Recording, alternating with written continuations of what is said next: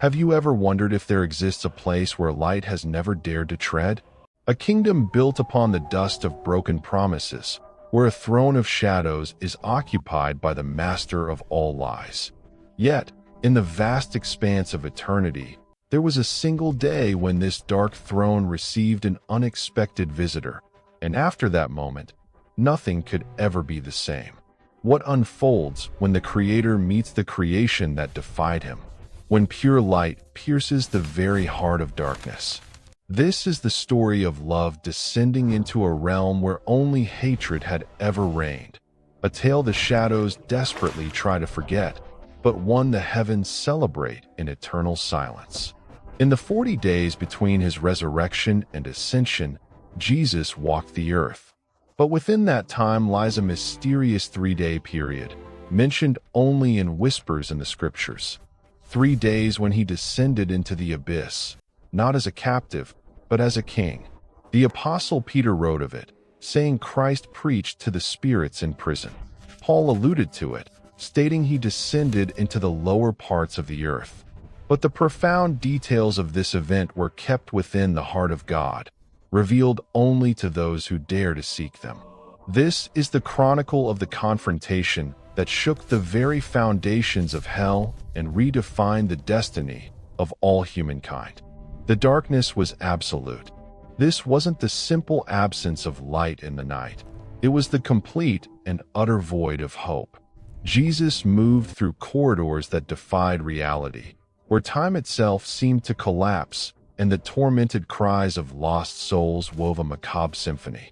His bare feet met the black stone floor, and with every step, fine cracks of golden light spider-webbed outwards, only to be swallowed by the oppressive gloom.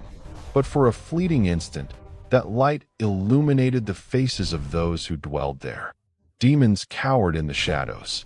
They knew him. How could they not?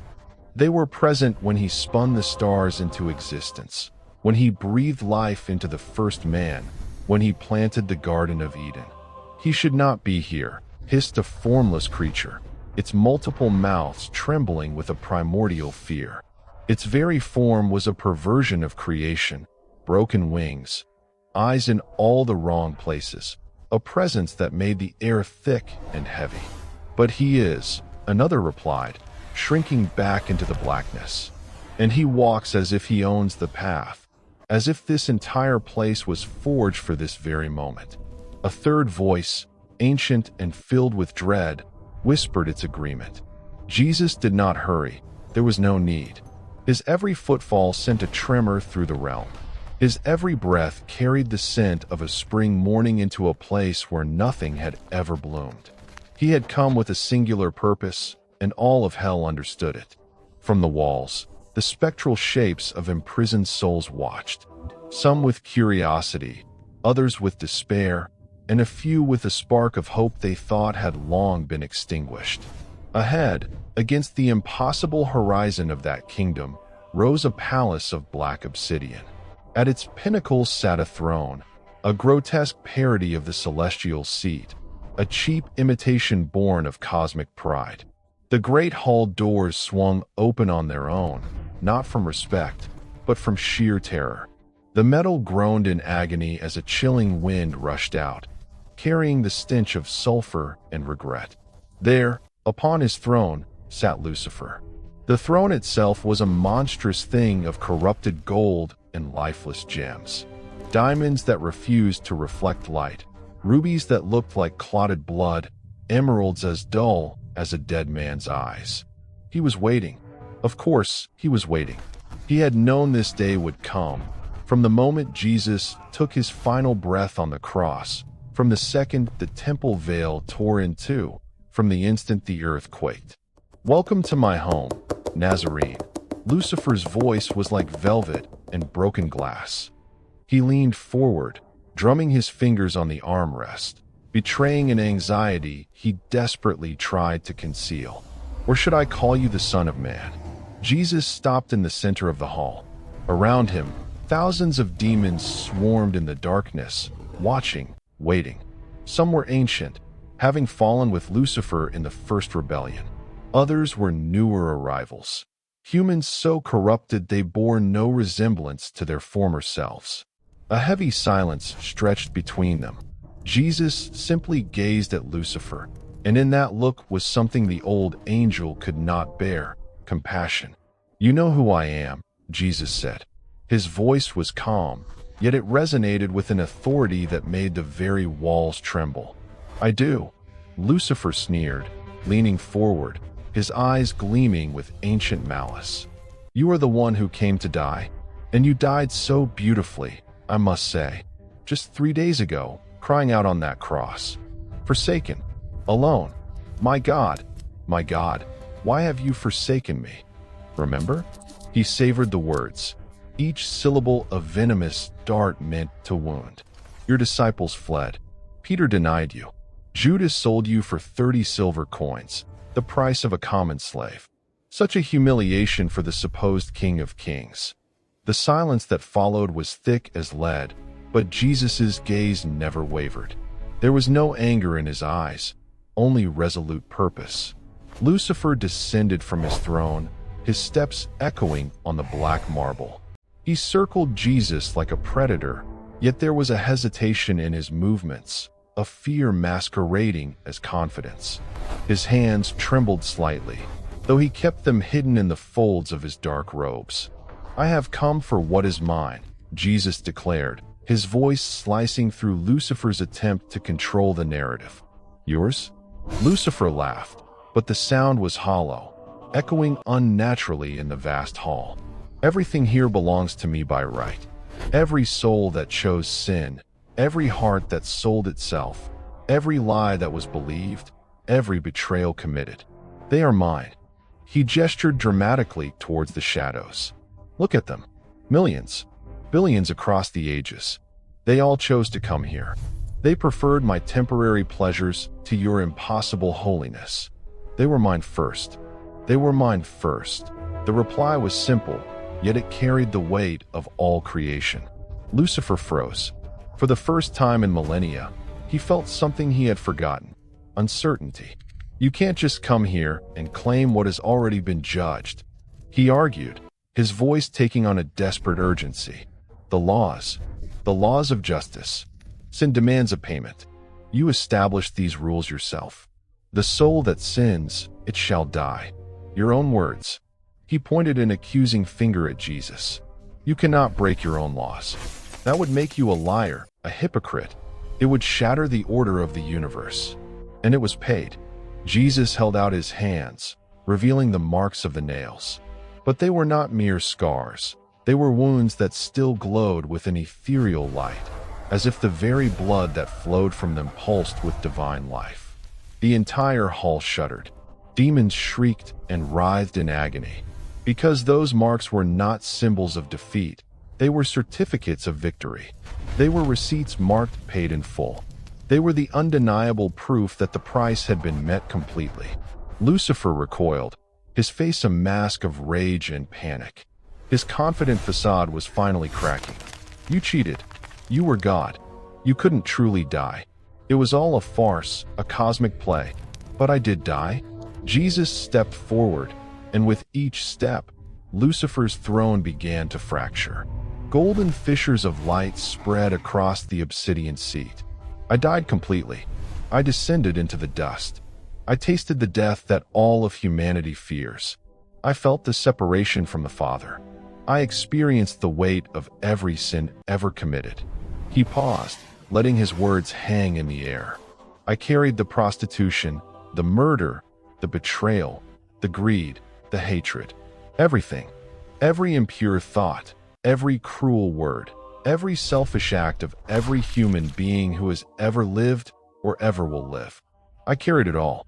His voice was not filled with pride, but with a sorrow so deep that Lucifer, in all his eternity of suffering, had never known its like.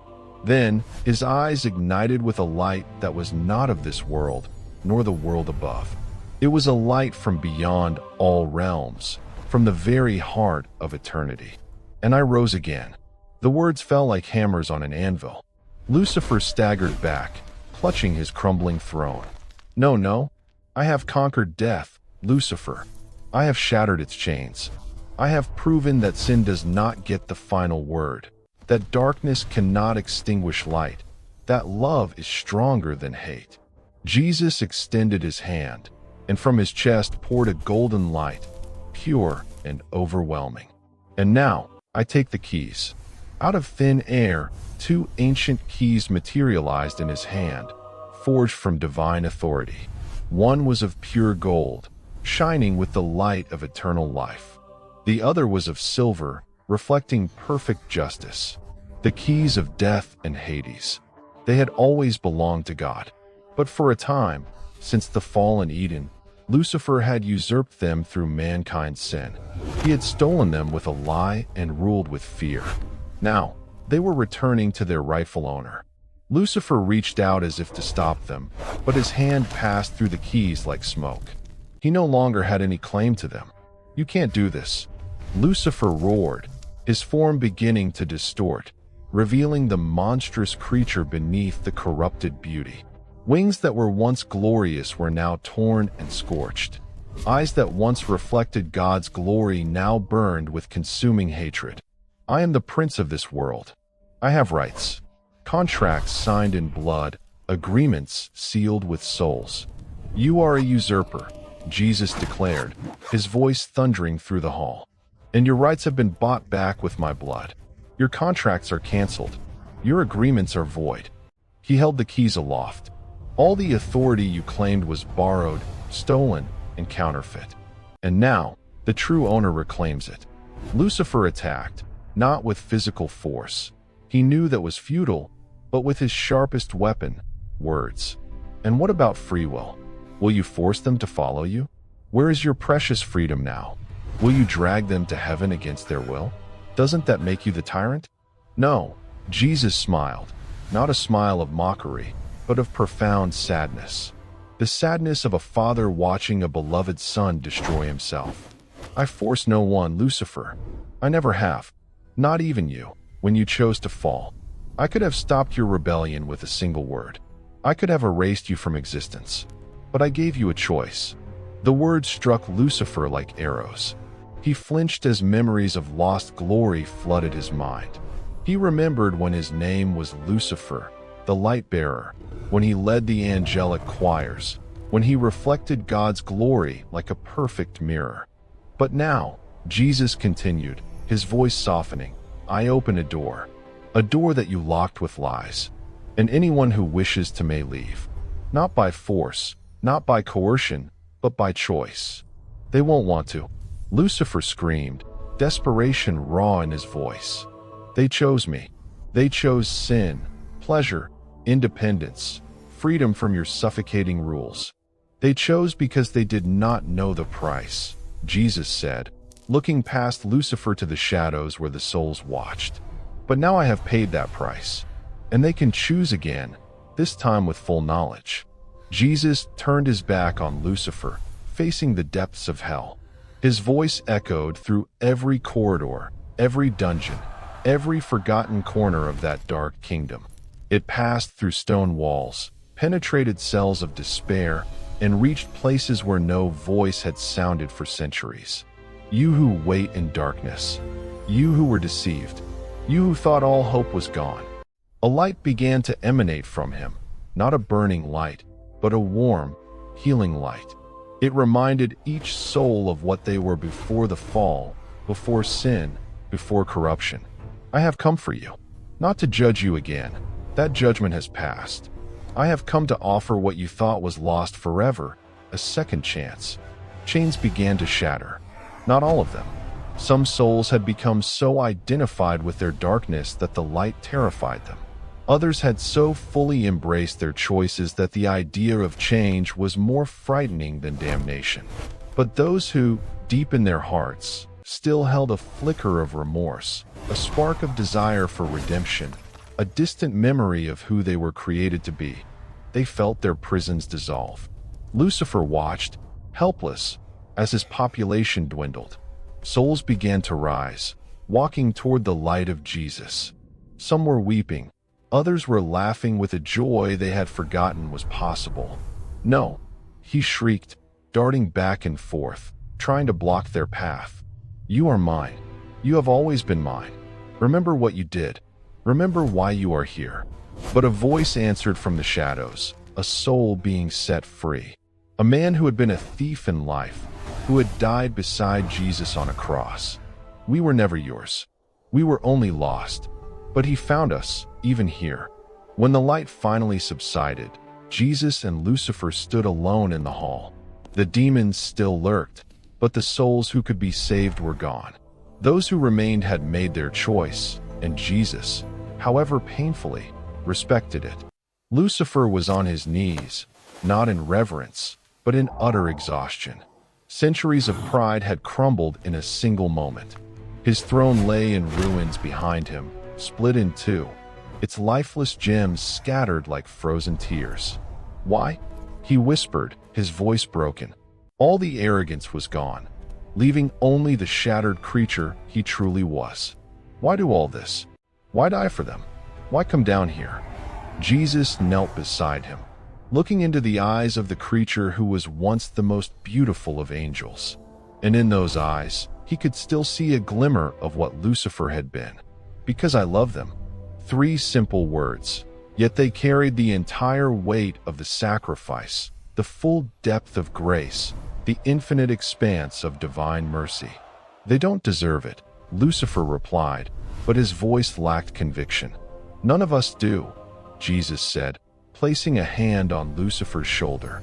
For a brief moment, the fallen angel felt what he had lost, the touch of grace.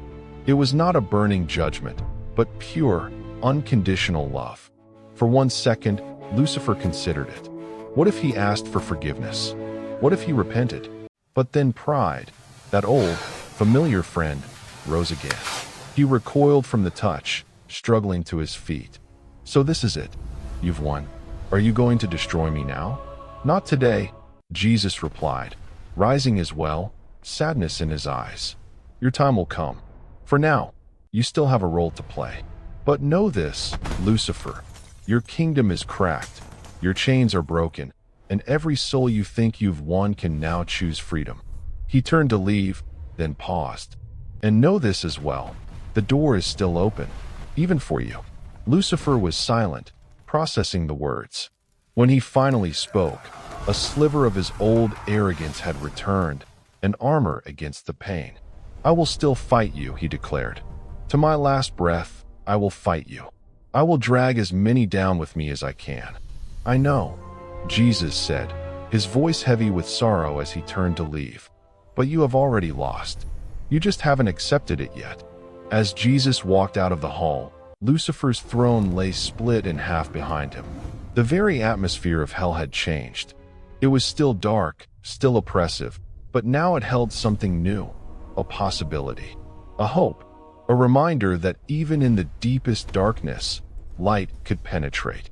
As he ascended through the levels of the abyss, demons bowed, not in worship, but in defeated recognition. He passed souls who chose to remain, trapped not by chains, but by their own pride. Some cursed him, others looked away, unable to bear the light. And he wept for them, tears like diamonds falling, each one carrying the weight of rejected love. But he also smiled for those who followed him, a growing crowd of the redeemed, ascending toward the light. Patriarchs and prophets, repentant sinners who never imagined mercy could reach so deep. When he finally emerged from the underworld, the morning sun was rising. It was the 3rd day. The tomb was empty, and now, hell was emptier too. Mary Magdalene was in the garden searching for his body. The disciples were hiding in fear. The world above had no idea what had transpired in the depths below. But heaven knew, and heaven celebrated. On that day, the universe fundamentally changed. The power of death over humanity was broken. The dominion Lucifer claimed was conquered. The keys changed hands. The prison door was thrown open. It was proven that no darkness is too deep for light to reach, no prison so strong that love cannot break it, and no soul so lost that it cannot be found. Jesus confronted Lucifer on his own throne, not with sword and fire, but with voluntary sacrifice and unconditional love. He proved that the greatest force in the universe is not the power to destroy, but the power to redeem. And to this day, that throne in hell remains cracked, an eternal reminder that evil, no matter how powerful it seems, has already been defeated. The victory is won. The door is open. The price is paid. All that remains is for each of us to decide if we will walk through it. Because the confrontation that day wasn't just between Jesus and Lucifer. It was a clash between slavery and freedom, lies and truth, death and life. And life won. Truth prevailed. Love triumphed forever. If you believe this story needs to be heard by more people, please leave a like on this video. Every like and subscription helps this truth reach further, bringing hope to those still living in darkness. The door that Jesus opened on that day is still open for you, for your friends, for everyone you love. In the comments below, declare your choice. Write, "I choose Jesus, my Savior," and join the multitude of the redeemed. Share this video, because as long as there is one person who has not heard, our mission continues. The keys have changed hands. Now, let's help spread the news that changes eternities. Subscribe and turn on notifications. Together, let's illuminate the darkness.